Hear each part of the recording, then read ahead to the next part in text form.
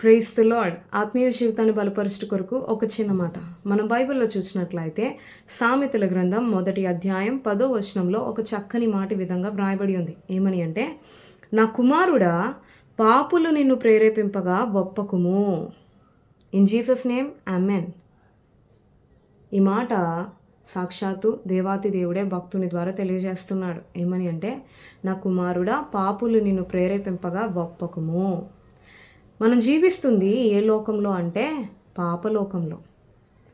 ఎక్కడ బ్రతుకుతున్నాం, ఎక్కడ నివసిస్తున్నాం అంటే పాపులతోనే నివసిస్తున్నాం. ప్రభువైన యేసుక్రీస్తు నీకు నాకు ఒక చక్కటి మాదిరి ఇచ్చారు. ఆయన ఈ పాపలోకంలో పరిశుద్ధంగా నీవు జీవించగలుగుతావు అని చెప్పడం కొరకే పరిశుద్ధుడైన యేసయ్య ఈ పాపలోకానికే నీ కొరకు నా కొరకు దిగి వచ్చాడు.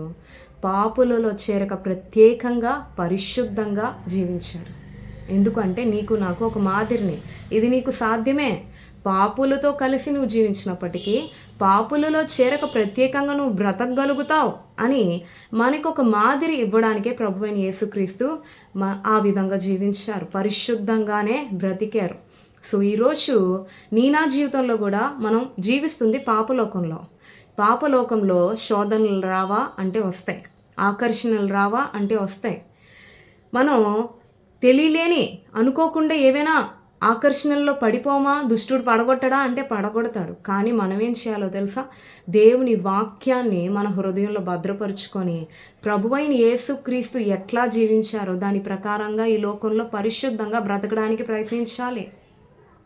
పాపలోకంలో పాపులతో కలిసి జీవిస్తూ పాపిగానే బ్రతికేయాలి, మరి నులివెచ్చిన తనం కలిగి జీవించాలి అని అనుకోకూడదు. మనం ఈ పాపలోకంలో బ్రతికినప్పటికీ దేవుని కొరకు పరిశుద్ధంగా, నీతిగా, నిజాయితీగా, నిక్కాసుగా బ్రతికే వారిగానే ఉండాలండి. అదే దేవుడు నీ నుంచి నా నుంచి ఆశిస్తుంది. ఈనాడు చాలామంది ప్రజలు ప్రభువైన యేసుక్రీస్తు ద్వారా రక్షింపబడుతున్నారు, కానీ రక్షింపబడిన తరువాత కూడా లోకంలో తొట్టిల్లిపోతున్నారు. మారు మనసు అనుదినము నూతనంగా పొందలేకపోతున్నారు. నా జీవితంలో అలా ఉండకూడదు. దేవుడు నీ నుంచి నా నుంచి ఆశపడుతుంది ఏంటంటే మనం అనుదినము పరిశుద్ధతను కాపాడుకొని బ్రతికేవారిగా ఉండాలి.